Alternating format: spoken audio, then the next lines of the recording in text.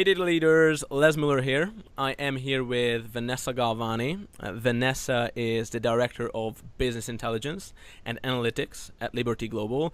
And today we will talk about her journey of becoming a data leader, and she will share some of her insights on the profession and the future of the profession and some of the advice that she has for people and professionals in analytics. Hi Vanessa. Hi Les, how How are are you you doing?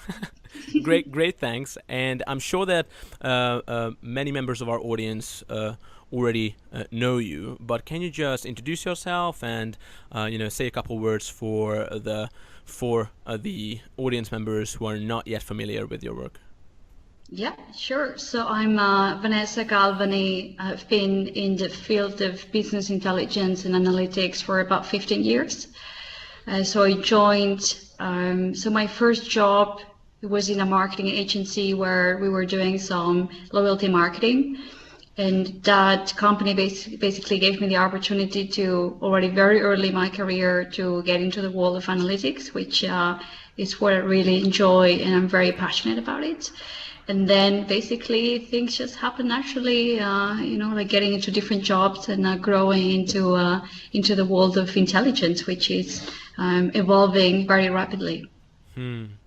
Sounds great. And you mentioned that you're very passionate about data and analytics, but was there any particular reason why you actually became involved? Like, did anything happen beginning of your professional journey that made you decide that this is a path that you want to pursue? No, I think it was just more when you find yourself like the opportunity in front of you that it was just extremely appealing. So because my background, I actually studied business economics. So of course there's already, it's an analytical study. However, you can choose for a lot of different directions. But when I started to work and I saw the opportunity to get involved into the world of data and analytics, the moment I got my first job in this domain, I knew that was it. Just because I think it's just basically it's a very dynamic type of job. It's just you come up with new problems. You need to find like different ways of having to support your business stakeholders. So it's a very how would I call it? It's just basically it's a highly intellectual type of job. It's just very nice to always have to deal with new challenges and how to make companies more intelligent. I just think it's a very noble way of helping companies. Absolutely. And in my experience, when you look at professionals who had been very successful in what they do, they usually have some early successes. I mean, what are some of maybe some of the early successes that you've had in your career? I mean, you've been with Dell and you've been with Philips and now with Liberty Global, or do you have any like larger projects that you are particularly proud of that you think that actually helped you progress in your profession?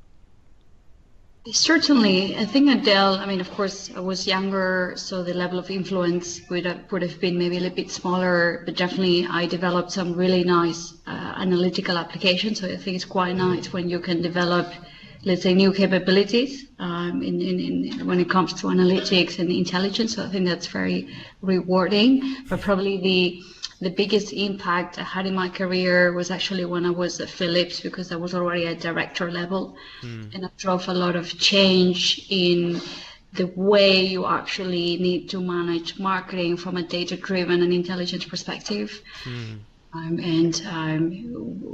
So I think that's basically, the level of success, depends on how you define success, but I think in terms of influence and business impact, of course that keeps on increasing as when your role and the level of influence that you can of course deliver with your own seniority, and of course the more resources you have, of course the more you can do. Absolutely. And basically, if we look at your career, obviously you've been very successful. Obviously, you mentioned before that you can define success in different ways. But what are some of the personal qualities that you think that really helped you during your journey? So obviously, you've been managing a large team in a senior position, one of the leading organizations in the globe. Let's say, for example, Philips, where you've been director of marketing intelligence. What do you think that really helped you? And obviously, it can be something more technical, your knowledge about different systems, but also maybe people skills. So do you think there was anything that it's worth mentioning? Yeah, I do think that I think that business acumen is really important. So really understanding the business needs. If you're working for marketing stakeholders, it's almost like being able to anticipate on their needs, because I think that in a lot of cases, it's hard for business stakeholders to translate the business needs into a data intelligence that's a problem. And I think that if you can do that proactively, that really helps you advance in the journey. So definitely business acumen, I think, is very important. But of course, the analytical skills, or really that translation, or really being able to formulate a business need into a data or analytical problem, I think that's essential. And of course, and I think I think in for myself, speaking for myself, I mean, I think I'm a very disciplined, structured person, so I think I create a lot of credibility and confidence in terms of delivering, so that there is a certain assurance that I think that you need to build over time. But I think that that's very much appreciated. And of course, someone that I'm very focused in helping my team. So it's not really, I always put my team in front of, let's say, my stakeholders, so that basically I'm just trying to create visibility for my team. So it's always, well, I mean, like a bit of how I like to approach it is just to really empower the team, so that in the end is really the success comes from the team, not just from myself. So basically, I think it becomes natural. If you help your team grow, somehow things just happen naturally as well for yourself. And it kind of propagates across the team, and they will start to exercise the qualities that they see manifesting in you, probably. And where do you think that, because I am personally, and I'm a big fan of focus and discipline myself, but where do you think it comes for you? Is it something that you think you were born with, or is it something that you kind of learned along the way? Yeah, I think that's a very difficult question. I mean, I probably it's a bit of both. I mean, I do think that there's always, I think, a genetic like factor that helps you in there.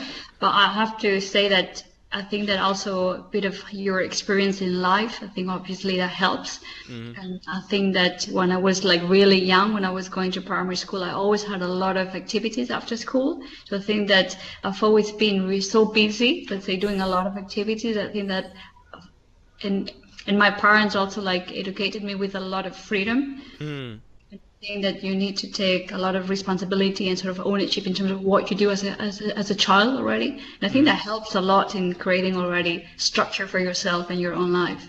Absolutely. Yeah. Would you say that discipline at the end of the day actually helps you to acquire more freedom? Which might sound like a bit of a paradox first, but if you think about it, like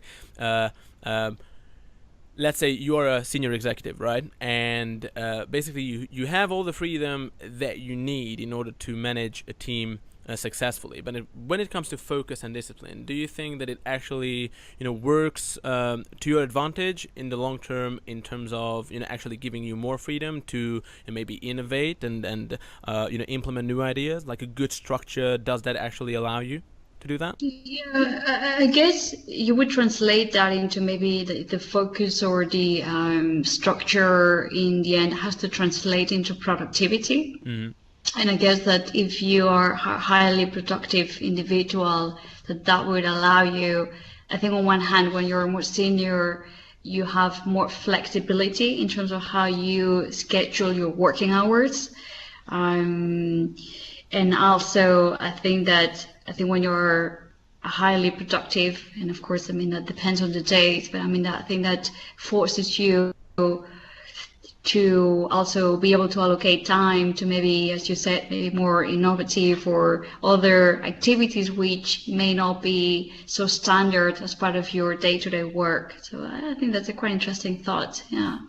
And I mean, you must have seen, a real shift in the profession of data. I mean, you've been working there for a long time, right? I mean, do you think that the skills that were needed when you started, do you think they are different than it is now? I mean, the skills that are, kind of demanded from a professional who wants to be successful in the field.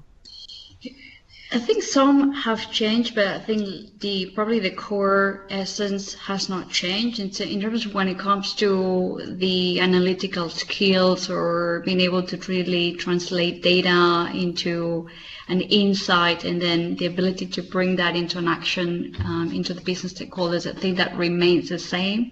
I think what has really changed over the years is on one hand is the technology. So like the software, a bit of the applications that you can work with. They need to code more and more. I mean, and of course, because there's an explosion of data now with big data, and I think how you work with data, the volume of data basically, and how you manage that is very different than maybe like 15 years ago. And obviously, we spent some time now on, what were the skills that were important maybe in the past to become a successful data leader, like you through your example. So you now describe what you think is now kind of demanded from professionals, and what do you think about the future? So obviously you consider to be a thought leader in data. What do you see? What do you think will be some of the key skills in the mid to long-term future when it comes to being successful in data? You mean for the leaders itself, or for the actual more like the younger generations, let's say, to the roles? Let's take both. What do you think about the leaders? Well, I guess for the leaders, I mean, I just think that you need to really keep up to date with the new technologies. I mean, I think there's a lot of new applications, like a lot of new software, a bit of the integration of unstructured data with structured data. I mean, how to cope with these. I mean, there's an important revolution, I think, in terms of how you work with the data. I think that's something which will continue evolving. Also with artificial intelligence, I think that's really picking up. So I think how to truly integrate all of these technologies into companies, which I think sometimes like companies can be very traditional. And I think it's also hard to innovate or bring maybe like riskier, like type of way of working. And I think that leaders, I think we need to manage a bit of that change or that shift or that, shift in the paradigm of data and analytics. I mean, I think that's, where I see probably the biggest need of leadership skills into driving, that change, that internal change, also maybe in terms of the culture of the companies, becoming not just more like data driven, because in the end I think there are a lot of companies that they're data driven, but also more actually, let's say, insight driven, so that data may not have the insight. We have to turn them into actions, right? Yeah, exactly. We learned that from you guys. Yeah.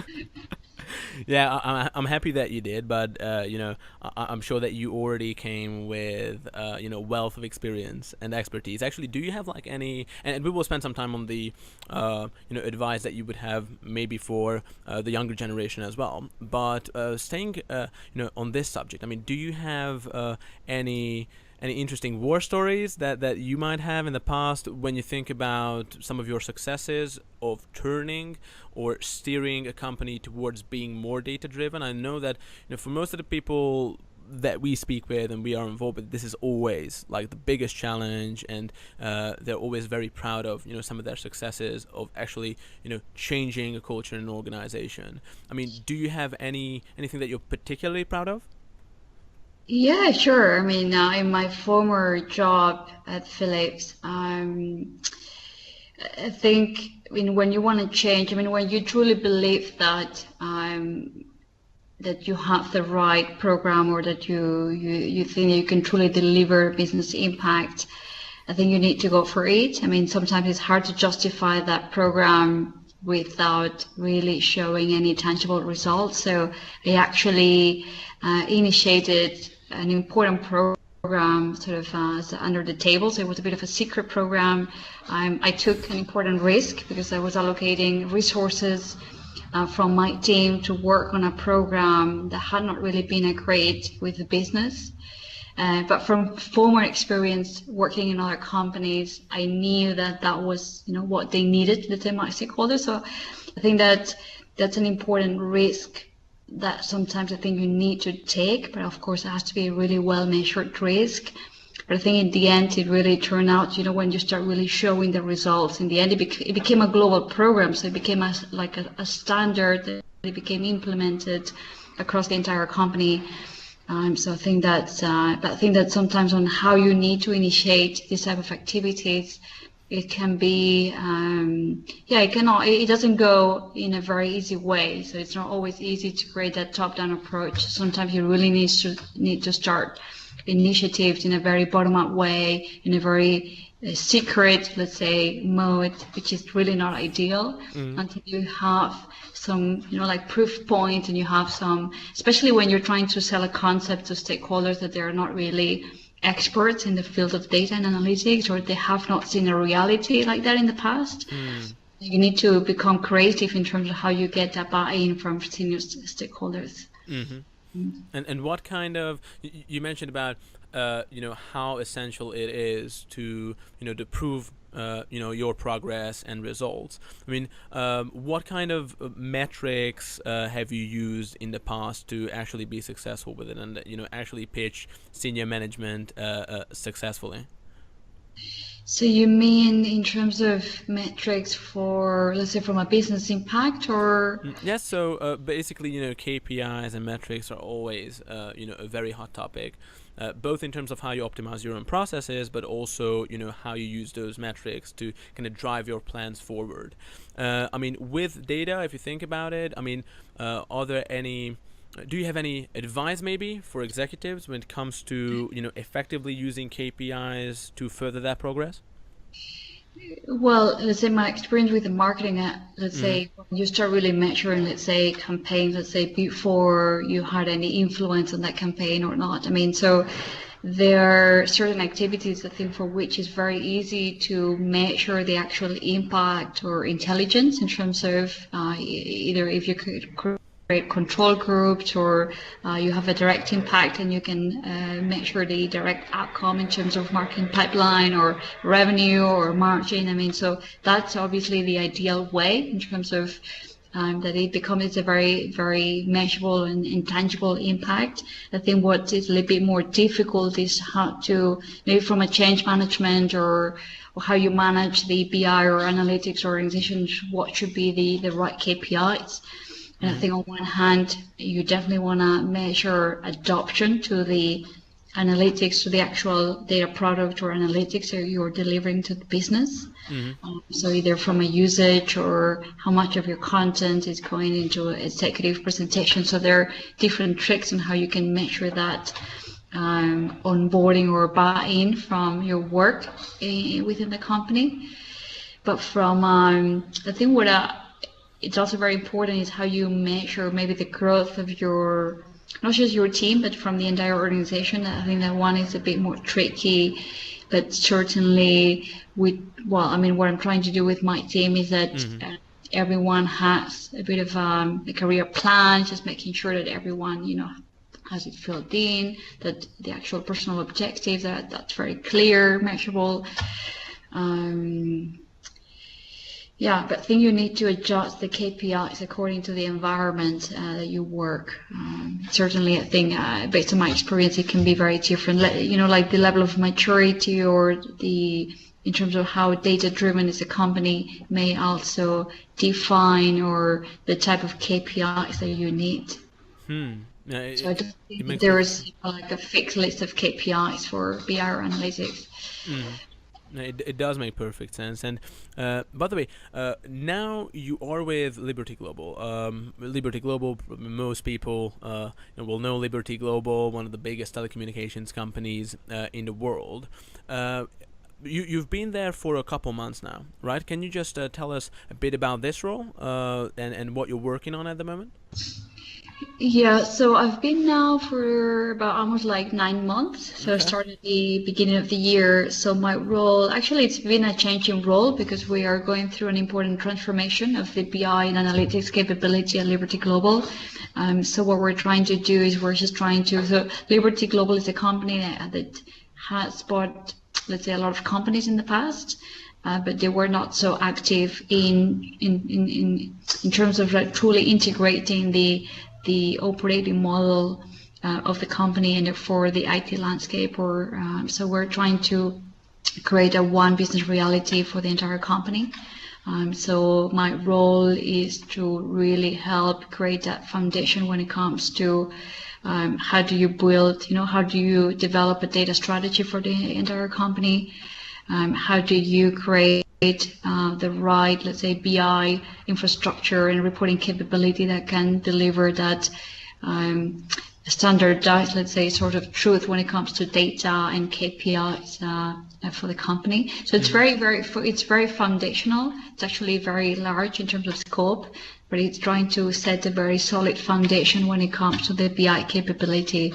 So it's actually my current role, it's more focused on data requirements and transforming, let's say, all of the legacy reports into a more, let's say, digital, as part of the digital transformation of the company, rather than, let's say, going deeper now into the insights. So we're taking a journey. So we're just trying to create a very solid foundation from a data quality perspective.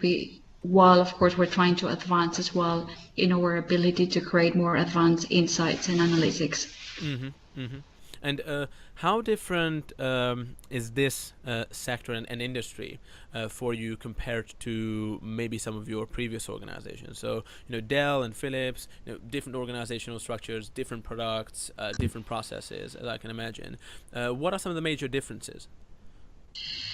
Yeah, so my experience when I was working at Dell and Philips was mainly working for the B2B segment. So I think B2B segments, they come with very unique requirements because at the end of the day, the number of customers is quite limited. So you can bring a lot of enhanced intelligence at a customer base level so that how you do marketing, it can be quite different. So it's really going deep into truly understanding your customer. From a consumer, I think that's a bit of, for me, the bigger change is maybe the business that we're in is, in the end, is quite simplistic. I mean, I think the telco is it's a subscription-based type of business. It's quite easy for you to understand your recurrent revenue. So I think that maybe the volume, I mean, I think maybe from my perspective in the BI and analytics, I would say the volume of data is way larger than when I had worked in B2B environments in the past. So the bit of how you deal, of course, the incorporation of big data into as part of your reality, I would say that's the biggest change. And what I mean, first of all, where do you see the biggest room for improvement for you guys right now? Is there is there a particular area that you think you should, double down on and allocate a lot of resources at the moment? Yeah, so I think as a company, definitely we're trying to become more efficient. So I think like trying to create a much more homogeneous reality in terms of how we operate as a company. I think that's definitely one of the areas where we have a lot of opportunity. And I think that BI and analytics, we also have a role in terms of trying to bring stakeholders and processes, let's say, closely together, as if you have a best practice in a specific country with a piece of analytics, let's say on predictive NPS that works there, why not apply a bit of the same marketing program to the rest of the country? So I think there's a lot of opportunity there, and also for BI or like the analytics group, in order to really create that more, let's say, consistent reality also for the business. And are there any let me phrase it this way. What future technologies are you most excited about? And we can talk about both about technologies that you're personally very excited about, and also maybe some of the technologies that you see as being, very, implementable in the near future as well. Yeah, probably. I think the technology that's really becoming, I would say, well, I mean, it's beginning, but I mean, it's already quite mature compared to a couple of years ago. I would say it's like machine learning and artificial intelligence. I think it's a complete new world. I mean, even in BI, I mean, I think that if in the past you were, for example, like trying to do manually some, I don't know, regression analysis or try to really understand impact of certain areas of the business into an outcome. I mean, and you had to do that manually with your analyst. I mean, I think artificial intelligence is going to deliver the insight really quickly, almost like without any intervention. Mm-hmm. Human intervention into the Yeah. data. So there's a lot of areas we're actually exploring in terms of, I think there are quite some interesting startups that provide very nice technology. So I think that probably, I think for us, like the area that we definitely, I think, look at in terms of the biggest evolution for us is artificial intelligence, in terms of almost how to create, almost like when you go into Google and you just type in a question, it's almost like you want to deliver the same type of capability through a BI portal for your stakeholders. They just type in, help me understand why my growth has declined 5%, and you just basically get an insight without human intervention. And I think that this is an important change in our domain. It's a bit, well, I mean, I think it's exciting, but also, of course, for some people, it may feel like threatening. But definitely, it's a very interesting journey. Mm-hmm. This is interesting, actually, what you mentioned, that a lot of people find it threatening, and you do have the techno optimists on one side who kind of who say that all those concerned are unjustified, but there are people, yes, who are more cautious about these technological advances, especially when it comes to AI, both from a global employment perspective, and also we have the Elon Musks of the world who are more afraid of AI domination. But where do you stand on this? Yeah, I guess, I don't know. It's a bit difficult. I mean, because I mean, I think you look at technology as very exciting. I mean, I think it has truly. I mean, the last few years. I mean, our generation. I think that we've really seen the entire technology revolution, and I think it's very exciting what it can deliver to us as as a society. But interestingly, when in some of the events on like data analytics, that you meet some of the true experts in AI, and they're quite concerned, and it's, I think it's maybe to see the experts becoming a little bit concerned in terms of the how far artificial intelligence can go.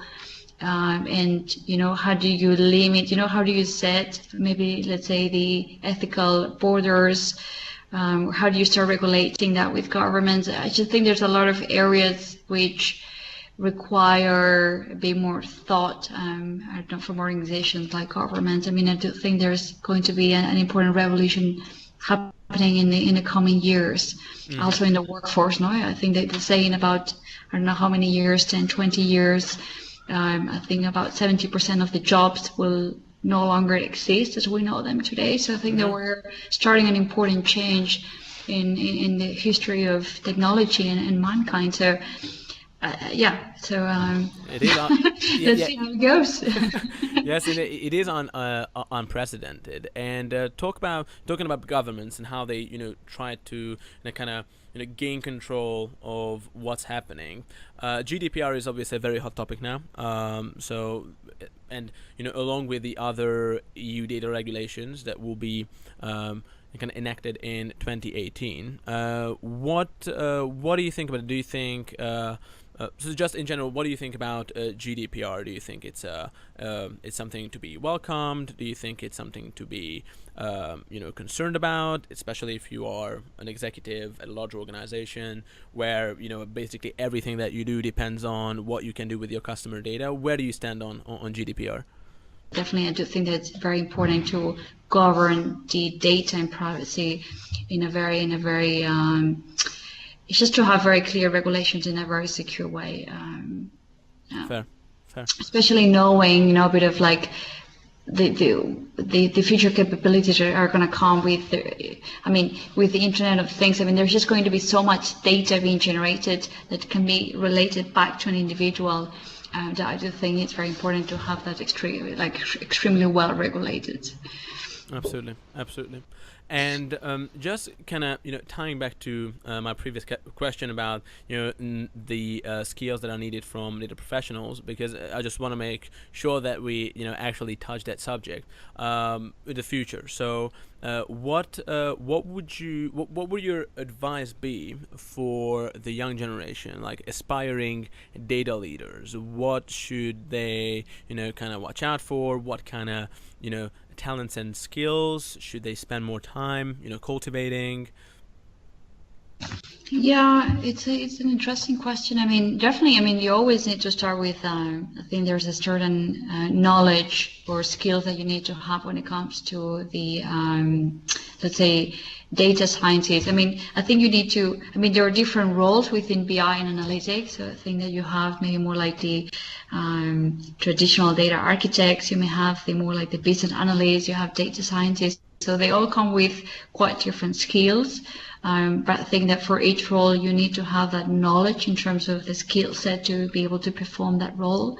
But I think what is very important, I think, is more the attitude. I think is extremely important, and the ability to communicate with the stakeholders. That translation, on one hand, in terms of how you capture the requirements or how you can even proactively bring solutions to your stakeholders. I think that comes with more of like soft skills, and of course like a business acumen, and also the ability to truly care for the business impact. So not just so much about, well, let's build an amazing algorithm or data model, but then maybe no one is going to use it. I think that having that good balance in terms of the technology or the technical skills and a bit of like the commercial, I would say, mindset in terms of always keeping in mind on how you're really impacting the business. I think that's important in any type of job within that BI value chain. I have to say that maybe one of the areas that now, not from a skill set, but where I would say that for me it's an area that's a little bit concerning, is how to motivate or how to retain like millennials into, I would say, maybe more like traditional companies. My recent experience in our organization is just we in a couple of 2 months we lost 3 people. So they all, I think it's a skill set that's highly demanded in the market.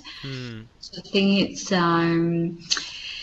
it's really important to keep your younger generations motivated. But I can also see that more like the traditional values or how we are managing companies may not truly tie up with the expectations of younger generations, where they seem to value a lot, let's say, continuous learning, doing a lot of training. That's an area where I have to say that I still I still need to find a bit of what is the best way to really motivate and retain the these younger people, that they all really get offers very quickly, and how what to do, because it's not just really about paying them more money. It's more really about the intangibles. Really, how do you create happiness within their working experience? And that's not always easy, depending on the environment and how conservative, let's say, maybe senior leadership maybe. It's definitely a challenge. I mean, millennials are always looking for meaning, what you can always read, right? And yeah, it's not as easy to deliver meaning as for example, um, um, money or trainings and so forth. It's definitely a challenge. How to acquire and retain talent in data. And what kind of qualities are you looking for in team members when you hire? So what are you looking out for? Yeah, so I mean, I definitely always look for I mean, there's a minimum required for my technical expertise. So let's say, I mean, you need that person to be able to perform the role, but I think that what truly differentiates one person to the other, on one hand, is their experience, for example, in a specific business domain. So I think that creates certain knowledge or proactiveness and easiness in handling those business relationships with which makes a true difference. But I would also say as I said before, the attitude, a bit of like like people that can operate highly independent, basically, so that they don't look for instructions, so that they find their way on their own, that they are proactive, that they are willing to learn on their own. So that's more a bit of this attitude, inquisitive type of people. And I also think like very humble people. I also definitely always try to just make sure that, well, that I think that humbleness, I think it's a very important quality. Great. And yeah, Vanessa, I think we came to a point in the interview where I would like to ask you a couple of questions that we ask, every person that we interview. Just a couple of quick questions, and your answer can be longer. It can be just one word or one sentence. So first of all, on your journey becoming a data leader, what do you feel was the one thing that held you back the most, if there was any? I would say maybe I could maybe speak for now. I mean, I can say that if you don't truly evolve with the new technologies, I think that data science becoming I can see that really where the opportunity lies in our domain is in the data science, just because there's an explosion of data volume, and you need to really be able to get value out of that data for your business. So I think that that's a domain that I think we're all really being forced to learn and become experts, although it's not really my expertise. I'm not a mathematician, or I'm not I come from statistics. So, but definitely, I think it's an important area to continue growing. And although I've been managing a couple of data scientists, I mean, I do think that you need to be able to go deeper into how you build, let's say, the data models, like algorithms, the different coding. I think that that's an area where it can hold you back. I think in the future as a PR or data leader, given a bit of how the industry is evolving. And how, like with 5G and the Internet of Things, I mean, there's just going to be a coming explosion of data in the coming years. So there's going to be an increasing demand for this type of skill set. And yeah, this is exactly what I wanted to ask next. So if you had to say one thing, what would be the one thing that you're most excited about today when it comes to data? And it can be anything, a new technology, it can be a new trend. Well, I guess maybe the Internet of Things. I think with maybe the 5G, I think the capability that is going to offer. I think I have to say, maybe the smart cities, a bit of like the idea that everything is going to start becoming connected. I think that's a very interesting domain. So I would be very interested to, somehow like get deeper into. It's a bit of comes with a different purpose, because it's not so much focused into helping a company meet their business objectives, but you can start really applying data for a lot of different purposes, like in healthcare, education, like urban planning. I mean, there's just so many possibilities behind the data that's going to be created behind the Internet of Things that I think that's very exciting. But I think that probably what I see that we will all need to become more specialized in the different vertical domains that we're going to be covering from a data perspective. What is your favorite quote then? And if there is one, then how do you think it, actually, kind of steered you in the direction that you ended up taking? Yeah, I mean, there's a quote that I like a lot, and I think I try to apply it in my personal life every day. It's the one from Nelson Mandela, the one that it says, "I never lose, I either win or learn." Okay. I think what I like about it is that I think, well, first it's a very, I think, optimistic way of approaching, like life, and also I think it's very humble in the sense that I think that being like this self-criticism, I think like really learning and really understanding when you failed or things didn't really go the way you expected. I think that self-reflection in an analysis in terms of what happened, I think that creating that learning, that's very important. And I think that's, probably the best quote that applies to how I am. Yeah, that is beautiful, and yeah, in my experience as well, that growth mindset is usually a very reliable indicator of success, and I think that this would be a great note to finish on as well. Vanessa, thank you so much for your time. It's been a fantastic interview. Thank you so much for doing it with us, and I think our audience will love it as well because we, got the opportunity to talk about technology and the future in data, also some, human qualities. So I think we really covered a wide scope, and thank you for, sharing your expertise with us. Well, if you want to meet Vanessa in person, you can do so on the 28th of November. That will be a Tuesday, and it will be our data-driven marketing transformation roundtable, where Vanessa will be one of the speakers, and she will talk about putting data at the heart of the business. Vanessa, do you have anything to share with the audience about that particular session, or would you want to save everything for the actual day? Yeah, let's save it for the actual day. But thank you so much as well, Les. It was really like a pleasure to be here. Likewise. Vanessa, then, we will keep in touch, and I look forward to meeting you in November. And everyone else, thank you for tuning in. And until next time, was Les Miller from Data Leaders.